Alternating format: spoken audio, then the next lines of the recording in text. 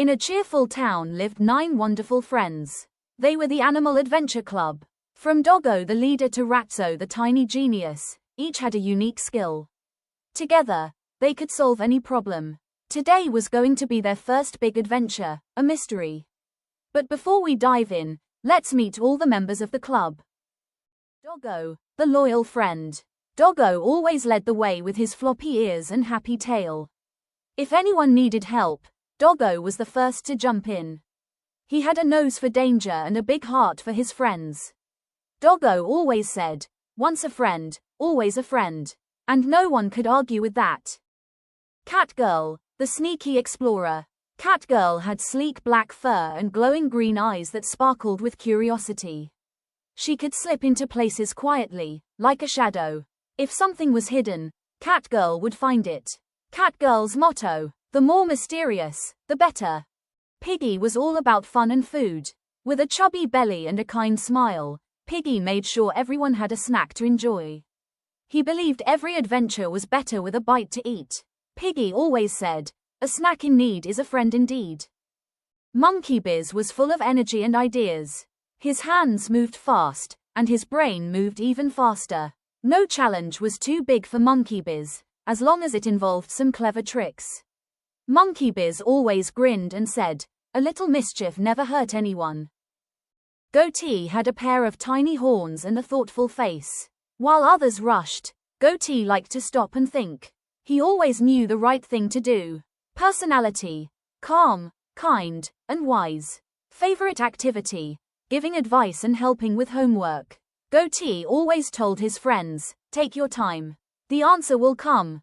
Buffo was big and strong, but everyone knew he had a soft heart. He didn't say much, but when his friends needed him, Buffo was always there to help.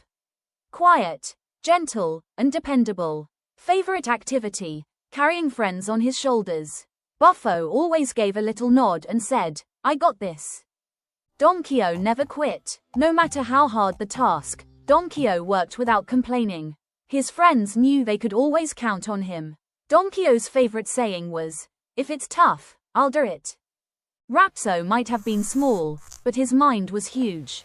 He loved solving puzzles and finding things no one else could. Ratso could wiggle into any tight space and come back with the answer.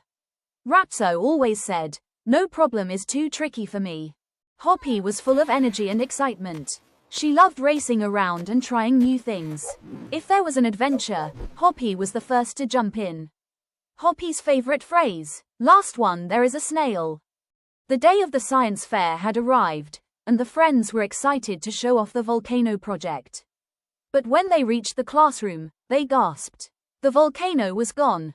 Mrs. Chatterjee looked stern. "If the volcano isn't found by the end of the day," she said, "everyone stays after school for a whole week."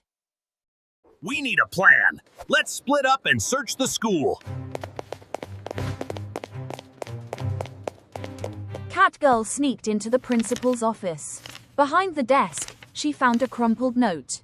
It said, "Meet me behind the library at noon." Hoppy raced to the playground. She checked every corner but found nothing. "No volcano here," she sighed.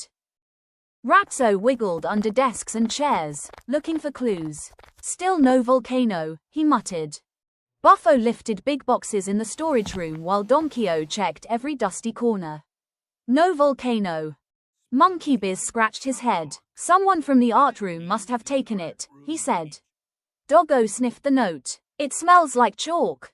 At noon, the friends met behind the library. There stood Bunty the bully, holding their volcano. "Give it back," Doggo barked. Bunty smirked. "If you want it, beat me in a game of kabaddi." Hoppy grinned. "You're on." Kabaddi match. Buffo stood like a wall, blocking Bunty's way. Catgirl slipped through the defense. Ratso sneaked around back. Hoppy dashed in and tagged Bunty. "Kabaddi!" They all shouted together. Bunty handed over the volcano. "I just wanted to borrow it," he mumbled.